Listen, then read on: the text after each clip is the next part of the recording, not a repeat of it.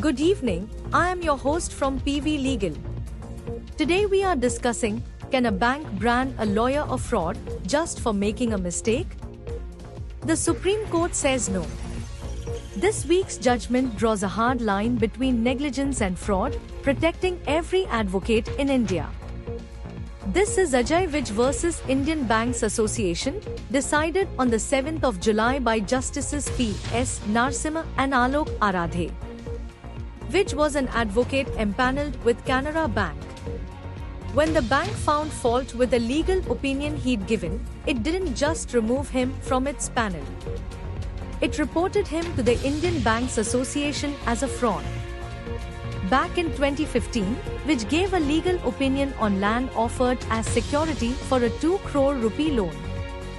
3 years later, the bank called the opinion wrong. Part of that land had already been sold before he wrote it.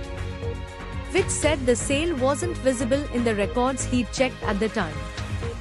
The bank wasn't convinced.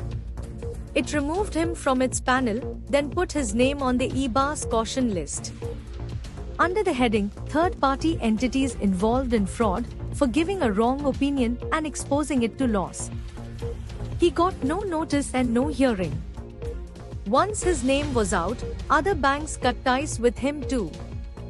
The case raised 3 questions. Could Vij even file a writ petition against the EBA, a private association, under Article 226 of the Constitution? Was the caution list just an internal banking matter, or did it touch his fundamental right to practice law under Article 19(1)(g)? And could a bank judge an advocate's professional conduct at all, or does that power belong only to the Bar Council of India and the state bar councils under the Advocates Act, 1961? The Supreme Court answered all 3 in the advocate's favor. On maintainability, it held that a writ lies wherever a body performs a public function, whatever its formal status. On the caution list, the court turned to the RBI's own circulars and found they exist to flag fraud, not negligence.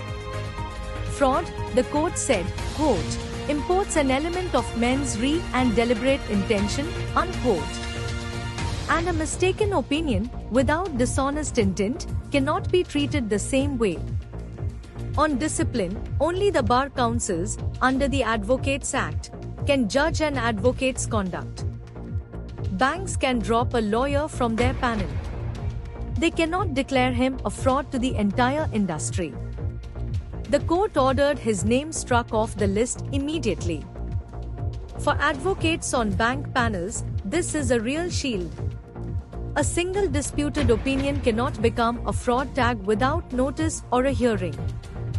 For banks, use the Advocates Act, not the caution list, if the grievance is genuine. For the full legal analysis, read PV Legal's daily newsletter. This is your host, signing off for PV Legal. Stay informed, stay vigilant. Good night.